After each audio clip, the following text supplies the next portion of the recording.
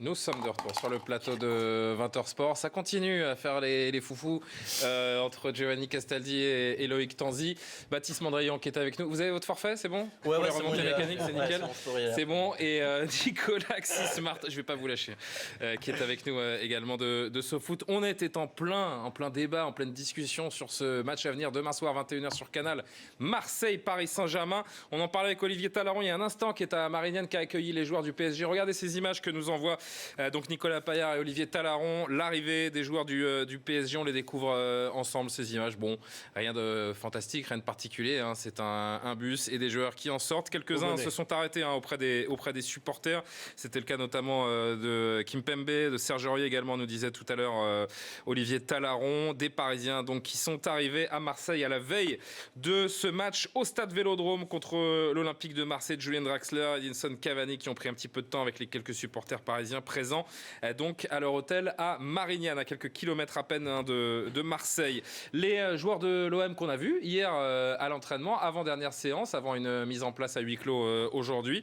Les images des Marseillais sevrés de victoire en Ligue 1 contre le rival donc parisien depuis 2011, qui espère bien enfin faire plaisir à leurs supporters dans un stade Vélodrome qui devrait battre, je le disais tout à l'heure également, un record d'affluence. Rudy Garcia qui hier a souligné que son effectif ne serait pas forcément au complet contre Paris. Alors on le sait, Gomis est toujours forfait, mais il nous a parlé de Sertic, Payet, Rolando, Sanson, Evra, qui n'ont pas pu s'entraîner normalement cette semaine. Est-ce qu'il nous ferait pas un petit peu d'intox, Rudy Garcia, Loïc? Oh oui, on le connaît, il aime bien faire ça. Le groupe n'est pas encore tombé, je pense que c'est fait exprès. Ils sont très bons sur la com Marseille, ils font monter un petit peu. C'est vrai qu'on n'a toujours pas le groupe, il est 20h30. C'est typiquement du Rudy Garcia pour les gros matchs, il aime bien faire du bluff. Et puis finalement, ils vont tous jouer. Ça leur avait réussi. On se souvient des Minots au Parc des Princes qui avaient fait match nul un partout, je crois. Ouais, 0-0. Ils vont tous jouer, vous êtes pour en être sûr, demain. Et je trouve qu'ils sont plutôt bons, encore une fois, sur la com, parce qu'ils font venir les supporters à la commanderie avant le match. Ils ouvrent un peu l'entraînement. On a l'impression qu'on a le pari un petit peu fermé, et du coup, Marseille un petit peu ouvert. Vous pensez franchement que cette espèce d'intox, on va dire, autour des incertitudes, a de quoi déstabiliser le Paris Saint-Germain? Mais alors, pas le moins.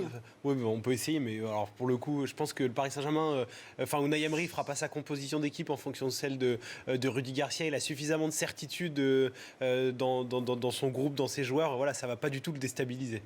Non, je pense qu'effectivement, puis surtout, Unai Emery connaît ça également parce qu'il a pratiqué le championnat espagnol et qu'il en a vu d'autres. Après, Rudy Garcia, peut-être qu'aussi, il essaie de motiver son groupe, de leur faire, mais c'est une manière de les mettre dans l'ambiance, en disant regardez, on y va, c'est la garde des services secrets, la NSC, on va faire d'intox, on va faire de la contre-propagande.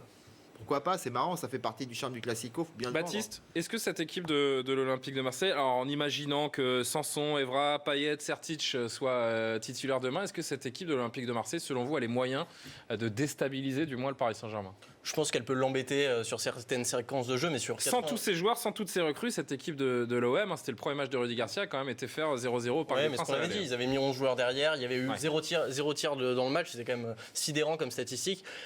Demain, je pense que Marseille va quand même avoir un minimum d'ambition sur ce match-là, et c'est que tout son public sera derrière, ce sera le premier Classico sous l'ère McCourt. Je pense que vraiment l'atmosphère fera que les Marseillais auront quand même envie sur le terrain de prouver des choses et de montrer qu'ils ne sont pas seulement 11 guerriers derrière prêts à défendre coûte que coûte face aux Parisiens, à l'armada offensif du PSG. Et donc je pense que ça va être très compliqué. Je pense que Marseille va devoir vraiment faire jouer, mais à un niveau exceptionnel s'il veut rivaliser rien que pour un match nul face au PSG actuel. Réaction, écoutez Rudy Garcia, ce qu'il disait hier en conférence de presse avant cette rencontre. De toute façon, même à l'aller, on a joué pour gagner, même si ça s'est pas vu. Donc on fera pareil. On fera pareil parce que le football a ça de particulier qui est propre au foot. C'est que sur un match, il peut tout se passer. Giovanni, qu'est-ce qui a changé à l'Olympique de Marseille en termes de philosophie de jeu et par rapport à cet homme donc nouveau de Rudy Garcia? Ouais, forcément il y a des nouveaux joueurs, donc il y a quelque chose qui se crée. On le voit, que ce soit Sanson, Payet et Thauvin qui maintient un bon niveau. Après, ce qui a changé, qu'est-ce que Rudy Garcia a apporté à l'OM? C'est l'installation du 4-3-3 sur certaines rencontres, des envies, de la circulation de balles. On tient un peu plus le ballon. Il y a des courses. On voit il y a plus d'initiatives offensives. Je le vois à l'image du but de Thauvin, face à Rennes. Les joueurs sont plus libérés. Il y a l'émergence de Lopez aussi. L'émergence présence de Lopez, il l'a maintenu. Après, pour moi, cette équipe de l'OM, elle sera toujours bloquée par sa défense. Je veux bien qu'on m'explique ce qu'on veut. Ici, il maintient Anguissa au milieu de terrain, l'installation vraiment de vainqueur. Mais le vrai problème de cette équipe marseillaise, c'est la défense. Et si Rudy Garcia, même si c'est au Vélodrome, même s'il y a... Mais on dit souvent que la différence se fait au milieu. Et très franchement, si jamais le milieu de terrain de Marseille demain, c'est du Sertic, Sanson et Payet. Non, mais le milieu... Il peut regarder ce milieu de terrain peut regarder le milieu de terrain du PSG dans les yeux. Oui, mais c'est un milieu qui est plus fait pour jouer. Mais c'est un milieu qui est fait plus pour jouer, pour défendre, je sais pas. Et on parle quand même, je suis désolé, mais Julien, là on parle quand même, au Paris Saint-Germain, il y aura Rabiot, Verratti, Matuidi. C'est le milieu qui a ouvert le milieu du Barça. Ce sera pas le même match encore. Non, mais on parle toujours du Barça. Mais bon, faut je sens Nicolas qui est en train de bouillonner là. Non, mais voilà, ce milieu, ok. Payet, il est quand même lui aussi convalescent en termes de jeu et de conscience de ce que peut être son niveau. Ils vont regarder le milieu parisien, mais au niveau du nombril. Donc la question n'est pas là. C'est qu'à un moment, il faudra bien se poser. Mieux que rien. Donc on est en train de dire que Payet, c'est en dessous de Rabiot. C'est en dessous du milieu parisien. C'est pas exactement le même profil. Payet joue milieu offensif gauche et Rabiot joue sentinelle. Je suis pas comparable du milieu de terrain. On parle pas sur des mecs sur les ailes. On parle du trident du milieu de terrain. Franchement, je vois pas comment le Paris peut perdre la bataille du milieu de terrain. Voilà, maintenant s'ils perdent, effectivement, c'est qu'ils ont un problème grave de psychologie ou quelque chose de ce niveau-là. Mais si Matuidi, Verratti et Rabiot sont à leur niveau, mais ne serait-ce qu'à 70% de ce qu'ils ont été face au Barça, au milieu, ça va être une boucherie. Et moi, je le répète, si Rudy Garcia, même si on est au Vélodrome, qu'on est à la maison, etc., s'il y va pour jouer, envoyer du jeu pendant 90 minutes, ils vont se faire punir.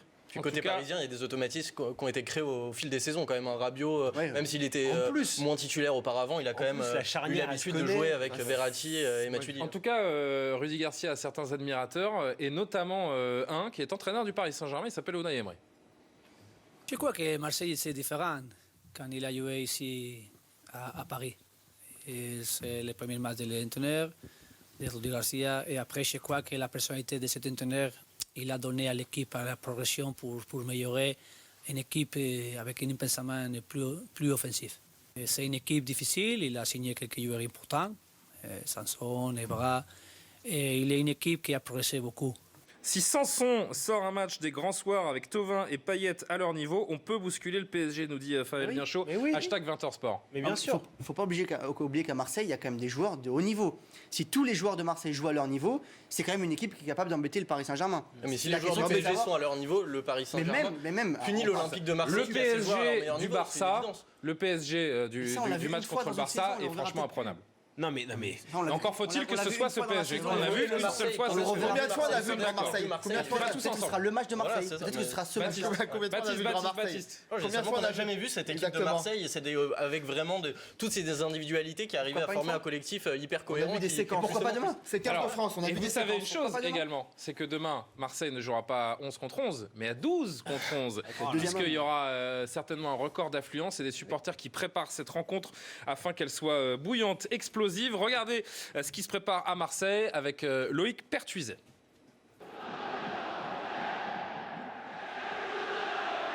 Les supporters vont être chauds. Le grand avantage qu'on aura dimanche, c'est qu'on jouera à 12. Voilà. Paris est prévenu, le public marseillais répondra bien présent dimanche soir. Depuis l'arrivée du propriétaire américain Frank McCourt, les tribunes olympiennes ont retrouvé des couleurs. L'ambiance délétère du début de saison ne semble plus être qu'un mauvais souvenir. À domicile, on se sent bien, on a nos bases et on a le public derrière nous. Et à l'image des winners du virage sud du Vélodrome, les supporters comptent bien sortir le grand jeu pour le Classico. En l'occurrence, un tifo à l'effigie de la Statue de la Liberté qu'ils préparent depuis des mois, en clin d'œil au nouveau patron de l'OM. C'est sur 25 mètres de long. De haut. La partie haut du virage. Tu vois les bonhommes comme ils sont petits. Ça sera que la virage, c'est que les winners. Posez si vous voulez que je vole. C'est cette intensité qu'on retrouve pendant les gros matchs et qui font vibrer, bien sûr, ça donne à la chair de poule à tout le monde. En l'absence des supporters parisiens, interdits de déplacement pour des raisons dites de sécurité, la direction marseillaise va mettre en vente les places du parquage extérieur. Le Vélodrome devrait du coup battre un nouveau record d'affluence. On va jouer devant un Vélodrome peut-être bien à guichet fermé. Je crois qu'on est plus de 63 ou 64 000 déjà dimanche. Et ça, c'est Voilà, c'est une force indéniable pour nous. Ça va peser. Pour espérer une fin heureuse face à ce PSG qu'il n'a plus battu depuis 13 confrontations, Marseille aura bien besoin d'un vélodrome volcanique et de supporters en fusion. Loïc, c'est quand même beau de voir des supporters comme ça. C'est vrai que ça va sublimer cette affiche de voir une ambiance comme ça dans les tribunes, mais ça peut sublimer Marseille comme sublimer le PSG finalement. Alors, je le disais tout à l'heure, les joueurs, ils adorent ce genre d'environnement. Jouer au Vélodrome, pour eux, c'est comme jouer au Parc des Princes parce qu'ils ont hâte. Ils le cochent au début de l'année. Ils adorent jouer au Vélodrome. Donc forcément, quand on adore jouer dans un stade fantastique. Face à des supporters hostiles, on est meilleur. On le sait, le vrai problème de ces joueurs parisiens depuis que le Qatar est arrivé, c'est un problème de motivation. Donc si on leur vend une grande affiche avec un stade plein, un grand match, ils vont être à 100%. Et quand cette équipe est à 100%, c'est la meilleure du championnat de France. Le seul regret, c'est de ne pas voir de supporters parisiens demain soir. Mais c'est pas une première. Hein. C'est dommage, c'est un peu... Le prétexte est un peu hypocrite, l'état d'urgence et compagnie. On sait qu'il y a des difficultés en ce moment entre le club et la préfecture de police. C'est autorisé à la base. Ouais, vraiment, c'est regrettable et ça pose vraiment la question. On voit bien à travers ces images-là, il faut que les supporters aient une place, qu'on arrive enfin en France à trouver un système où ils soient intégrés. C'est un des enjeux de l'élection. Alors où le PSG se rapproche des ultras et que ça reprend doucement, c'est vrai que c'est dommage. Et on en a besoin en France, vraiment, parce que ça manque et on le voit en Bundesliga et dans d'autres championnats, ça permet quand même de redonner vraiment des grands matchs qui nous manquent aujourd'hui. Justement, il y a eu un conflit entre le PSG et la préfecture lors de PSG Monaco où le club a fait entrer en tribune certaines personnes du collectif Ultra Paris qui étaient des profils qui étaient jugés sensibles et donc la préfecture s'y était opposée. Le club les a quand même autorisés à venir en tribune et donc c'est peut-être aujourd'hui une conséquence indirecte de. Il faut régler les questions de droit. Il faut savoir. On termine sur la question des supporters, Loïc. Il faudra m'expliquer comment on arrive à faire venir des milliers d'Anglais à Saint-Etienne pour la Coupe d'Europe et qu'on n'arrive pas à faire venir 500 Parisiens à Marseille. Parce que c'est un sujet sensible, les supporters parisiens sont sensibles depuis des années. Non, mais il n'y a pas eu de supporters lyonnais au derby, il n'y a pas de supporters parisiens à Marseille. Enfin, c'est un problème franco-français. On est incapable d'organiser des grands événements sportifs. Il y a une liste d'interdiction de déplacement, au-delà de ça, d'interdiction de stade. En France, on a une gestion et M. Boutonnet va partir bientôt. Il ferait peut-être faire un bilan, qui était le responsable de la direction nationale de lutte contre l'égalisme. En France, on a un vrai problème de gestion des supporters. On a eu une optique très répressive et le Paris Saint-Germain en particulier a un passé qui est lourd de ce point de vue-là. Il faudra un jour qu'on mette sur la table et c'est un des enjeux de la prochaine élection à la présidence de la FFF. Bon, on verra en tout cas un beau match demain, une belle ambiance malgré l'absence des supporters marseillais. Il y a un nouveau président des supporters parisiens. Il y a un nouveau président, on le sait depuis quelques mois, donc il est arrivé de Franck McCourt, nouveau président délégué, c'est Jacques-Henri Hérault, qui a un petit peu cassé les codes en termes de présidence, de façon de faire, d'image, de communication. D'ailleurs, c'est rare qu'on le voit avec une cravate et puis il est souvent sur le terrain des clubs de la région pour aller un petit peu à la rencontre des jeunes joueurs de la région. On l'a vu cette semaine avec des jeunes supporters de l'Olympique de Marseille, leur apprendre les chants pour supporter l'OM. Regardez. 1, 2, 3.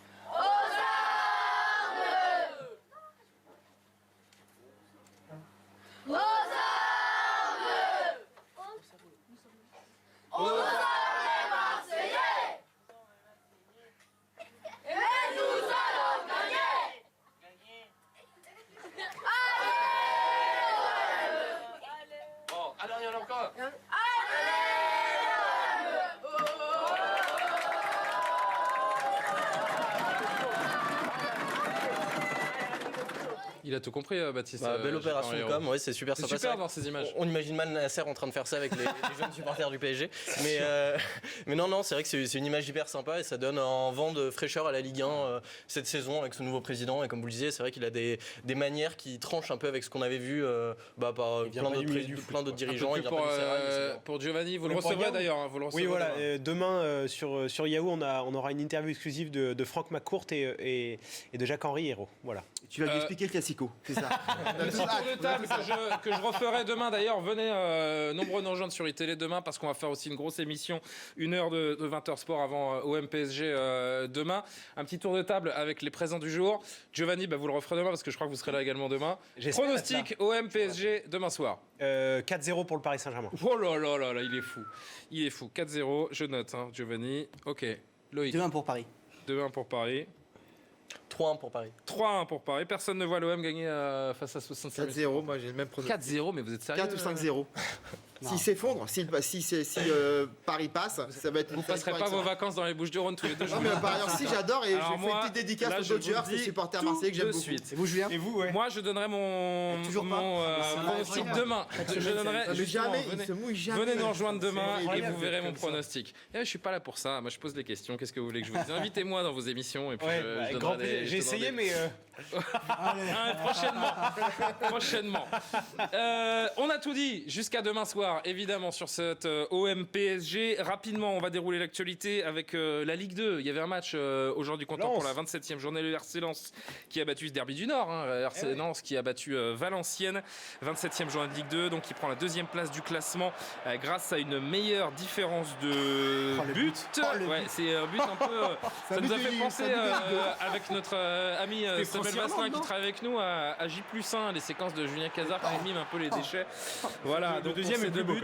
Mais c'est une bonne opération pour cette équipe de Lens qui passe 2e donc après cette victoire contre le voisin valenciennois. Un petit mot de Première Ligue avec Chelsea qui repart de l'avant après son nul à Burnley. Les joueurs d'Antonio Conte qui se sont imposés contre Swansea ce samedi à Stamford Bridge. 3-1, c'est la 26e journée en Angleterre. Début de Cesc Fabregas, Pedro et Diego Costa. Les Blues qui se rapprochent doucement mais sûrement du titre avec provisoirement 11 points d'avance sur City en tête du classement. City qui reçoit son voisin United ce dimanche à 14h30. Qu'est-ce qui vous a fait rire? Non, pas du tout. Je savais pas que Subasic jouait à Swansea. D'accord, merci pour cet aparté. J'ai pas compris la blague en fait. Mais la faute de moi, Julien. Ah d'accord, ok. Ah oui, autant pour moi. Et incroyable cette équipe de Chelsea. Non mais excusez-moi parce que je suis concentré. Incroyable cette équipe de Chelsea qui est quasiment championne au mois de février. Ça récompense le travail fabuleux qui est fait par Antonio Conte depuis le début de la saison.